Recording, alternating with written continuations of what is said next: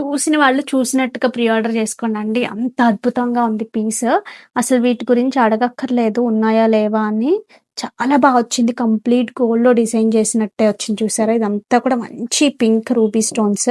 ఇక్కడ real green sea sets use చేసాము. కిందంతా కూడా అల్లిక అండి కంప్లీట్‌గా అప్సరా పర్ల్స్‌తో. రియల్ అప్సరా పర్ల్స్‌తో ఇట్లా గుత్తులు గుత్తులుగా చుట్టించాము బ్లాక్ బీడ్స్.